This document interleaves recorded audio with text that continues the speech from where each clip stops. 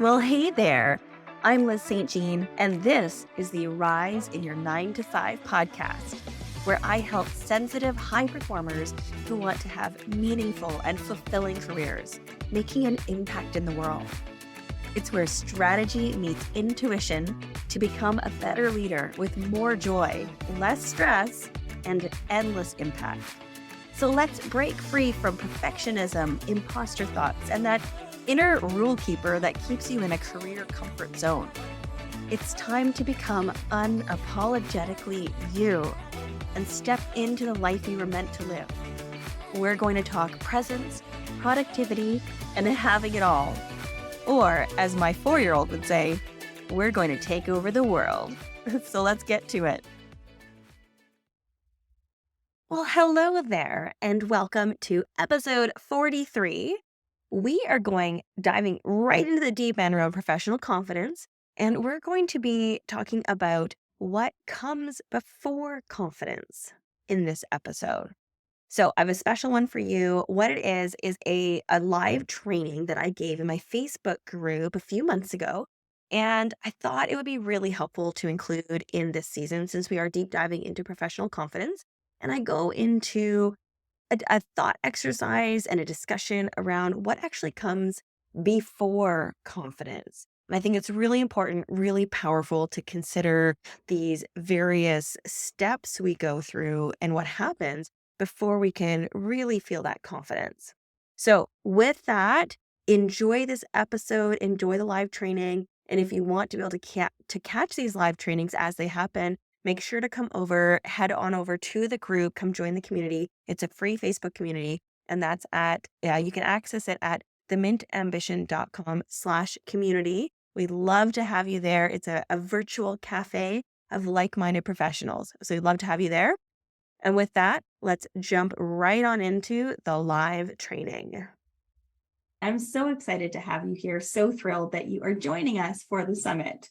If you don't know me, I'm a leadership coach, and I do a lot of work with highly sensitive professionals working on leadership and feeling comfortable influencing and rising, especially rising up to director level positions and feeling comfortable once you're in that position. Oh, I see Lindsay there. Hi, Lindsay. Nice to see you here tonight. So the presentation is all about what comes before confidence.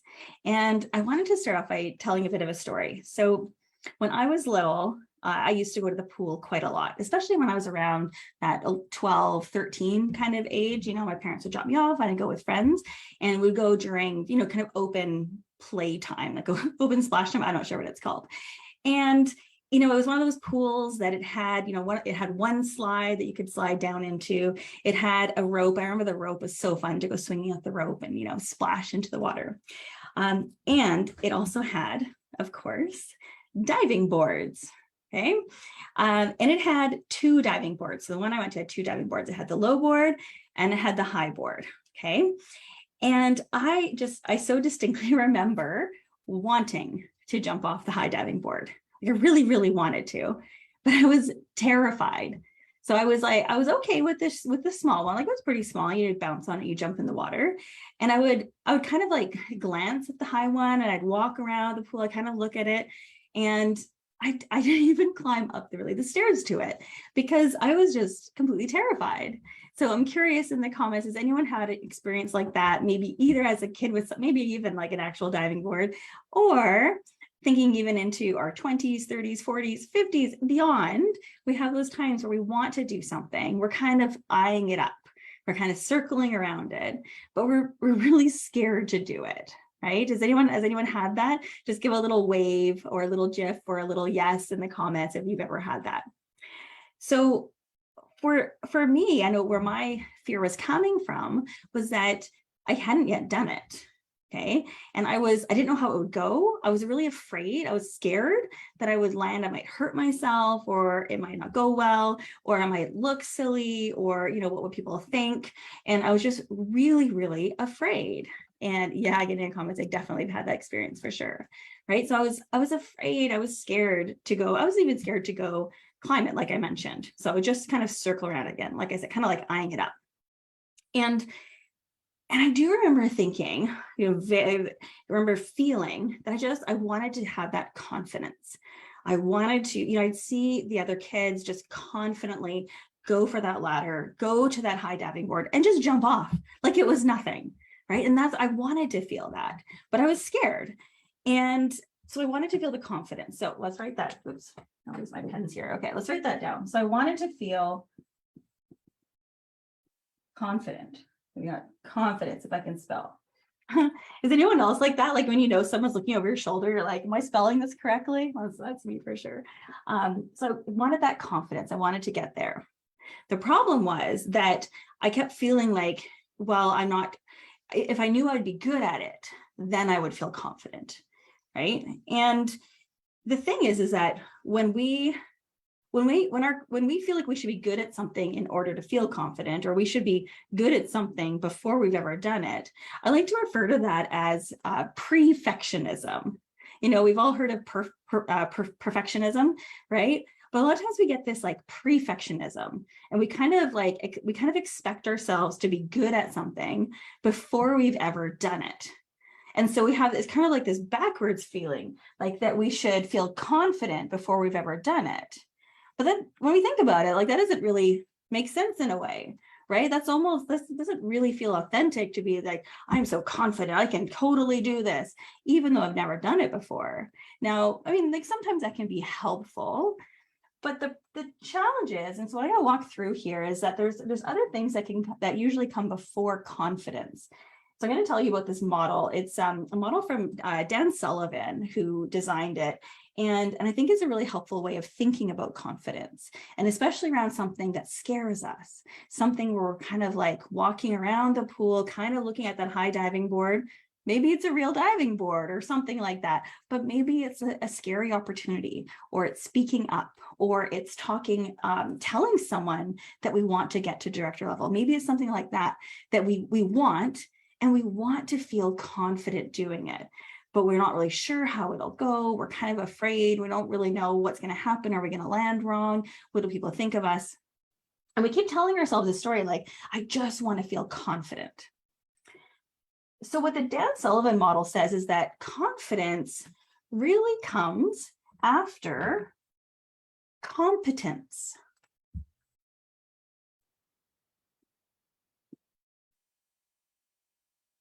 Okay. When we're really competent at something, that's when we feel like that's sort of like a genuine kind of confidence. And I don't want to take away from the idea that we can feel confident in ourselves, even we haven't done it, but it's more like the confidence that we know exactly how it'll go usually comes out of competence. We've been doing it. And even actually in PPS, in the program, we do a week where we tackle imposter syndrome. And there's one of the exercises that week where I do something called imposter zone mapping. And how I look at it is that in the very center of the model, we feel very, very comfortable, not even just confident, but like very comfortable. And those are the things that like we don't even think about. It's just so easy. You don't even think about it. Then after that, we get into more of growth zones and we get into the confidence zone. That's where I put the confidence zone, is right after comfort. So it takes a little bit more effort, but we feel confident because we know it. We're pretty competent at it. And then from there, we go out into other zones. But the confidence zone, usually like it's something we've done and we feel pretty confident about it because we're competent. So we usually have competence before we have confidence. But the thing about competence is it requires us to do the thing, to practice the thing. Remember I was saying about perfectionism, right? It's kind of funny when we think about it. Like I have so much perfectionism, so there's no judgment, there's no shade being thrown here, because that's why I'm smiling, because I have so much of it myself. I expect myself to be good at something before I've ever done it. And the expectation of being good at it sometimes ends up holding me back because, well, I'm not good at it yet, so I don't feel confident, right? You end up in this funny kind of cycle. So before we can even be competent at something, we need to commit to doing it. So in the Dan Sullivan model, what comes before competence is commitment. Okay. So I've got a couple comments here. Public pool days for sure, and living confident, right? A lot of us do live in the confident zone, right? It's scary to go out beyond that zone for sure. That's a natural human reaction, to be a bit afraid to go out beyond that confident zone. But if we want to go out from it to be competent, we need to commit to it. So for the metaphor of climbing or of going on the diving board, it would be that commitment to climbing, that commitment to saying, you know what, I'm going to try this and I'm going to practice it. And it might not go well the first time. I mean, in fact, it probably won't go well the first time. Anything we do the first time, that's a really high expectation on ourselves to expect that we'll be great at it before we've done it, right? That perfectionism that can creep up. But we need to commit to then become competent. And it's when then we get the competence, we become confident, right? So I'm gonna laugh. I lost my pen here. I was gonna do a different color. Okay, I'll use this one. The thing is that commitment before we're good at something is really scary, right? It's really scary for anything. So that's really natural, that your brain is going to feel scared, your brain's going to want to hold back. And that's why, to the point about living in the confidence zone, we often do live in that confidence zone. And it makes sense too, there's so much going on and so much in life that we're just, kind of protecting ourselves to stay in the confidence zone. And that's okay, right? And that is okay. Like, we can live in that confidence zone. But the thing that I work a lot with my clients, and so when people are ready to make that commitment and they come and either join my program or work with me, the thing that what they're coming with is the number one thing in Dan Sullivan's model here, and they're coming with courage. Okay. Okay. They're coming with courage. You think about climbing and jumping off a high diving board. If you have a fear of heights or not sure how it's going to go, like was my case, it requires courage to do that. It requires courage to commit to something that you're not sure how it's going to go, that scares you. So you can develop the competence, and then you can get to that confidence. So often we're so busy that we kind of focus on feeling confident. We want to feel confident. And it's helpful to kind of take a step back and realize that there's a lot that comes before that builds into feeling confident. Now, the other thing on courage, I didn't write it down. I hope I'll get the quote right, because there's a really great quote out of Octonauts, of all things. So anyone who has kids or has nieces and nephews might have heard of Octonauts. And one of the characters is called Captain Barnacles. And there's one episode, it's in one of the movies, actually, I take it back, not an episode, is in the movie. And it turns out that he's afraid of small places. He's afraid of tight spaces. And he has to, in the movie, he has to navigate these sea caves, and he's really afraid. And he gets support from this other character who, in the whole show, Pedro, who is often afraid. And that character then helps Captain Barnacles, who's usually so brave and strong. And they have this really lovely conversation about fear and what we're afraid of and facing our fears. And what Captain Barnacles says is that you can't be bold without being afraid, right? It takes courage. It takes courage to face our fears, to stand up, almost like standing up to our fears, or to face them and to move forward to something that scares us, to have that commitment to try something, to move towards that confidence.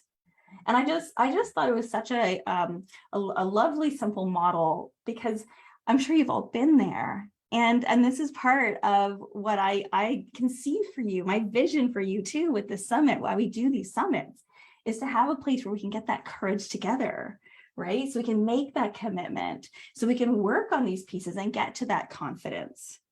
So, I see someone here saying they also love Octonauts. Yes, anyway, side note, if you do have kids, you haven't watched it, Octonauts is very lovely. So we are here to have that courage together, to link arms together, to support one another. And that's the beautiful thing about groups. So the summit or joining a program with other people, it's the beautiful, beautiful thing about finding that courage together, because it can be scary to do it on our own. And so it's nice to have a group to do it with. And so that's why I'm so excited that you're all here doing this summit with us, going through this, like saying, getting that courage, saying, I'm going to do this. I'm going to commit to this. So I would love to hear from you in the comments, who's going to commit, who will commit? And what I wanted to ask you to type out as part of your commitment is to type out the phrase, I will do big things. I will do big things. Okay, I would love to see you type that into the comments and kind of, you've got that courage and make that commitment, right? Like going to a summit like this is all about having a transformation. And we can only do that for ourselves. We can only go through this for ourselves, but it's so much easier when we have others cheering us on. So that's what we have here in the summit. So I'd love to hear from you. Who's committing? Now, I will do big things. Now, if that sounds familiar, anyone who's taken the quiz has probably seen that. That was in one of the questions around which image really speaks to you. And the I will do big things, that's a great one. All right, we've got a few people here already in the comments. I will do big things, right? We're going to do this together. This is going to be such a wonderful opportunity to get that courage, make that commitment, make some changes, right? Envision for yourself. What is that change for speaking up, for self-advocacy? I've been having lots of private conversations and seeing lots of comments, both in the group as well as privately and in the different applications that we have, different places. And I can see that what people want, and they want to get to that place. And I can see the courage. I can feel it coming through my screen, the courage that people are showing, right? Think about whether, is it that you're going to speak up more at meetings? Is it going to be that you're going to go to a conference and actually go and stand and ask a question, right? That was one of my big fears. I always wanted to do that, and I always find it so hard to do. So that's why I think about it. Is it that you're going to go meet some people, expand your network, or your constellation, as I like to call it? I love calling networks constellations rather than, kind of the boring network term. But think of it as a constellation of connecting with other bright stars out there. Is it about having a really difficult conversation, a really direct conversation with someone, a really important, crucial conversation is the other term, or an honest conversation? And maybe that's hard. And so you want this, you're going to make that commitment. You're going to find that courage or the commitment and work through this model. Is it advocating for yourself around salary or on a promotion? Maybe you're looking at in the next couple of months coming up on that period where you're advocating for yourself for an increase in salary. Maybe that's it. Or maybe it says you're looking at changing jobs, either a transition, or you're looking to try something new. You've been in the same role for 5-10 years. You're looking for something new. So you want to put yourself out there. But that can feel scary too, especially if you've been in a job for a long time. That can feel really scary. So whatever it is, whatever your self-advocacy thing is, I want you to feel that courage and recognize that there is a special type of emotion. And if anyone has an idea for what to name it, please drop it in the comments as well. But there's that special type of emotion when we feel fear and excitement at the same time, right? So that diving board, when I finally worked through this and, found the courage, focused on more on the courage piece to climb that ladder all the way to the top. Oh my goodness, can you see it with me? I can see it in my mind's eye. I think the diving board was that, what's that color? It's like sea green, like that very light sea green, the little bit of what the little bumps that are on it, right? So people don't slip. I still remember climbing up and feeling that, having to work through the courage to jump. And that feeling that's like fear and excitement all at the same time. Okay, that's what we want to feel. And recognize that we will feel afraid. There are things that we're going to feel afraid about. That's okay. And that's natural, right? That's us pushing out to those outer edges of the zones that I was talking about, right? Because like I said, it's okay to stay in that confident zone if we are choosing to. If we're choosing to stay there and we've got our reasons for it, that is totally fine.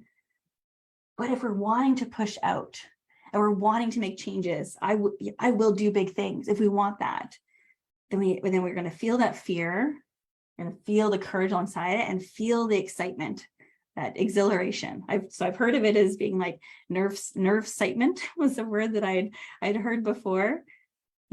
Anticipation, exhilaration, some fear. There's a word called that. I think it was called fissin. I'm not sure if I'm pronouncing it right, but it's that rush of excitement, almost like, like that roller coaster feeling, that rush of excitement. Okay. And the more we get used to recognizing what that feels like and realizing like, oh, that's the feeling of me doing this, right?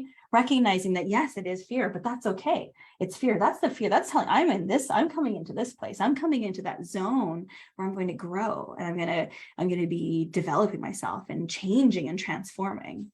The more we embrace that and recognize that feeling as growth, as change, the easier it'll be. Like it just kind of self-reinforces as it goes. It reinforces the more we recognize what that feels like and embrace it. So with that, have a wonderful evening. Bye, everyone. Thank you so much for listening to this episode. Now, before you go, make sure you click to follow the show. This way, you don't have to go looking for the latest episode. I'll come to you. Just click the plus button or the follow, and you'll get the latest episode fresh off the press. Thanks again, and remember that you are amazing. Now get out there and rise.